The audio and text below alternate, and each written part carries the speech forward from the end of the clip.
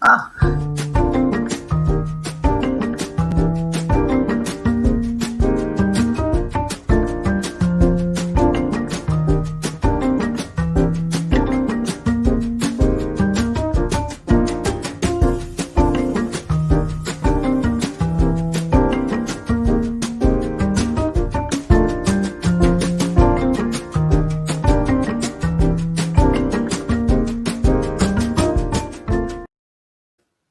hi, Deirdre Virvo here. Welcome to Let's Talk Seniors Memory Care Issues, Alzheimer's, Dementia, and Parkinson's. You may know me from my other videos I have on my YouTube station or from my Home Just Like Home, a senior residential home specializing in dementia and assisted living in Shelton. Or you may know me as a best-selling book, an author of Home to Home, the Step-by-Step Senior Housing Guide. Oh, I thought I was showing you the picture. If you'd like a copy of this book, this is like a senior roadmap as to what to do with your home, different alternatives to homes, assisted living, memory care, independent living, nursing homes, and what to do with your home and where to go next.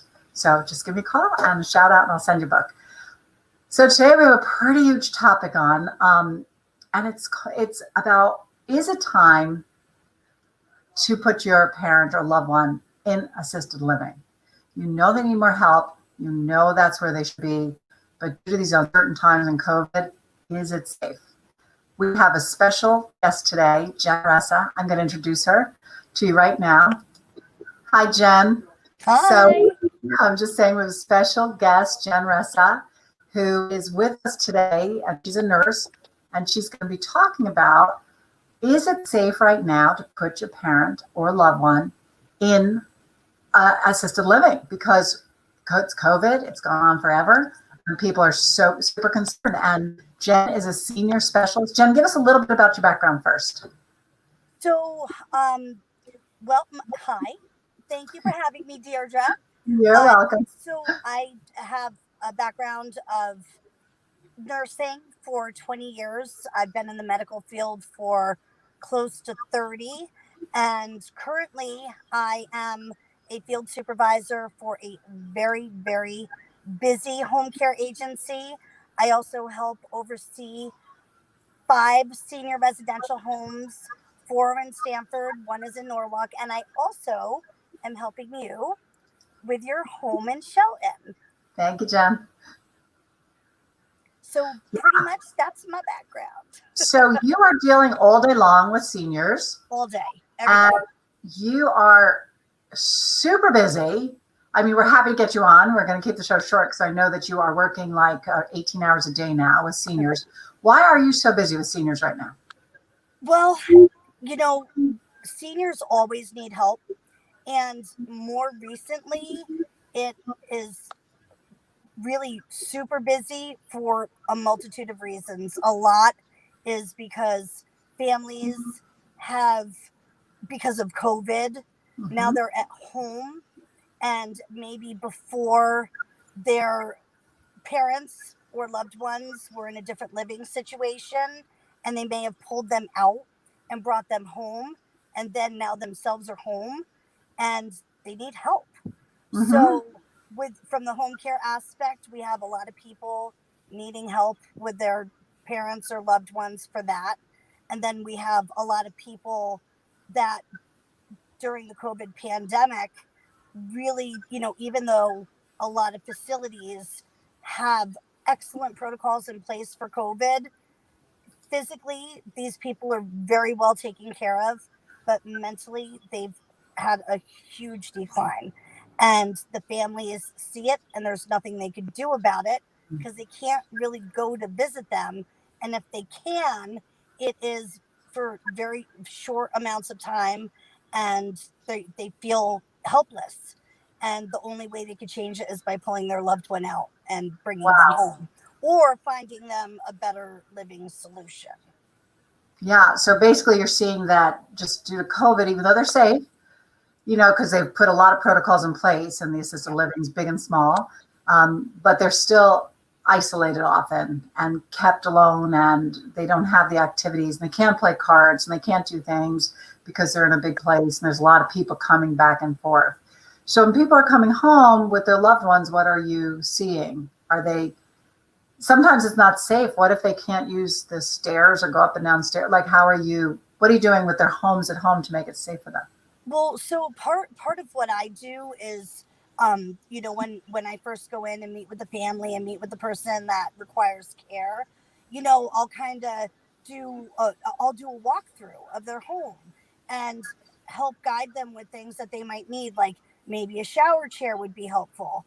Maybe mom or dad can't really sleep upstairs in their cute little cape anymore, and you really kind of need to consider moving a bed downstairs into the dining room, even if it's just for short term, for the safety of the person. And then, you know, really, if they need any medical equipment like a shower chair or a bedside commode to help them at nighttime if they have to go to the bathroom and things like that, sidebars, the usual stuff. Often, if they're bringing them home and it wasn't their own previous home, a lot of times they'll already have like a stair chair in place or things like that. But sometimes they need to really, start installing things to that magnitude as well.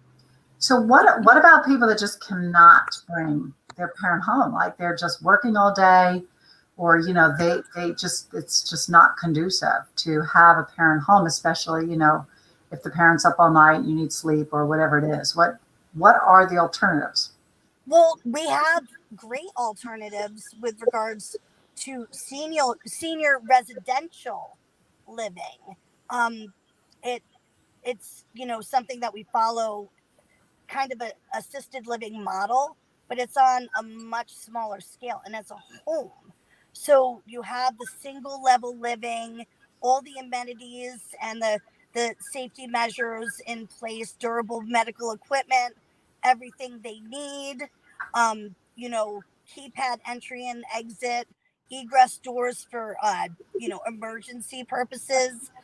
But because there's only a small handful of people that can live in the home, and then of course the caregivers, the foot traffic is minimal and they're really very well protected while not losing that social aspect that has caused such a heavy decline with a lot of seniors with cognition, where they might not have had any issue before. So they have their autonomy within the house.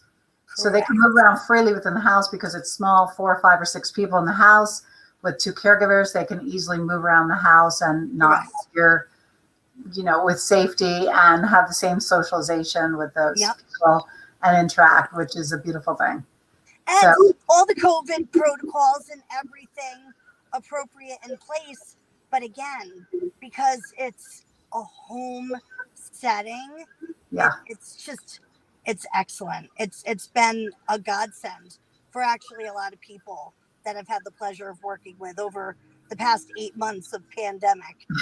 That's great. Yeah. So you're saying it is safe, but if you want the safety and emotional security and emotional, the plays on your emotion, the residential homes are the place. So I think that, outside of bringing them home with you, there really isn't any other alternative that I'm aware of out there.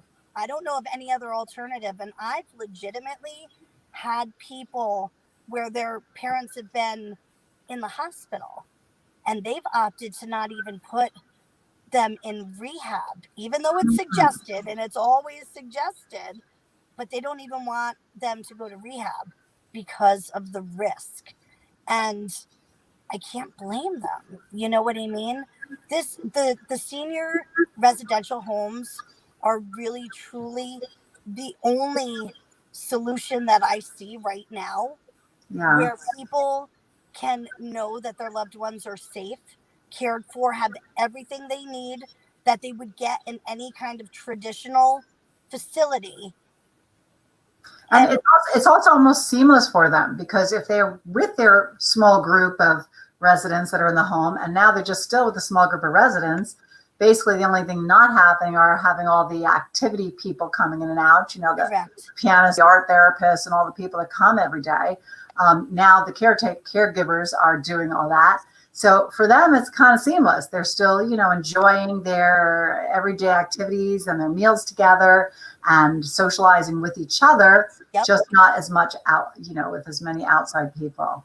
Well, the really fun part of it too is that a lot of times, and I've seen this, the people that did come into the homes to do activities, we have the iPads in every home so that people could still connect with their loved ones, even at, when we can't really have in-person visitation.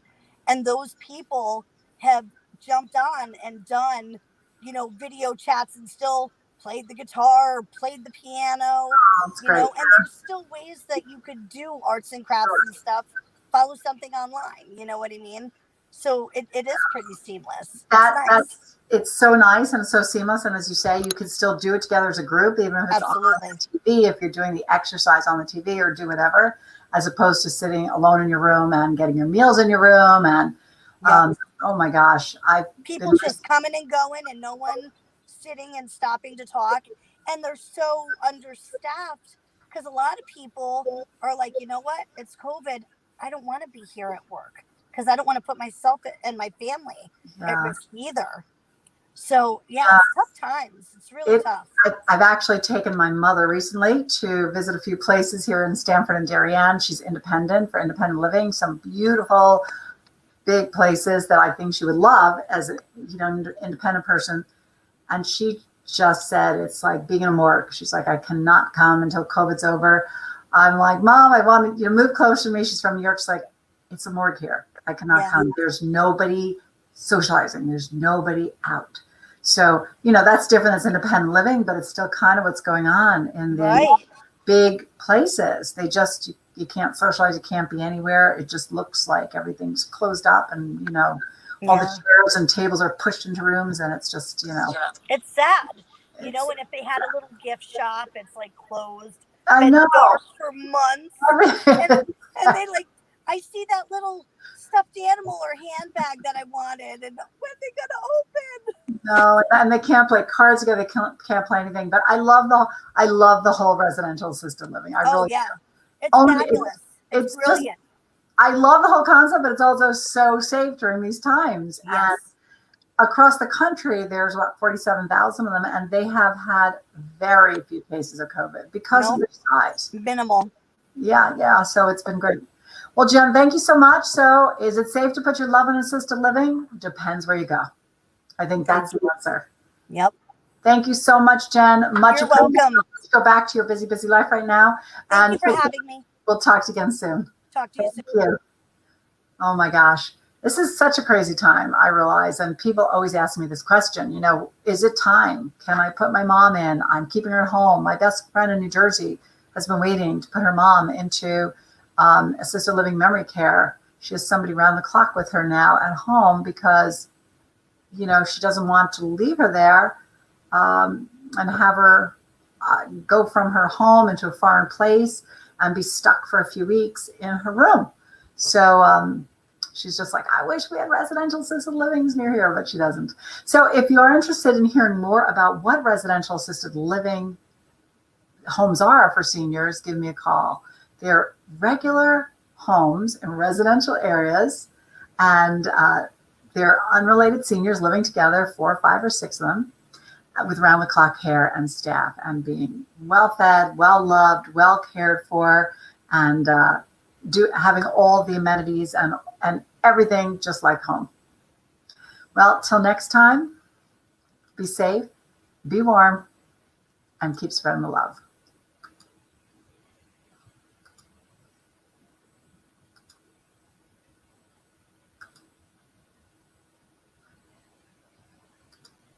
Hi, Deirdre here again.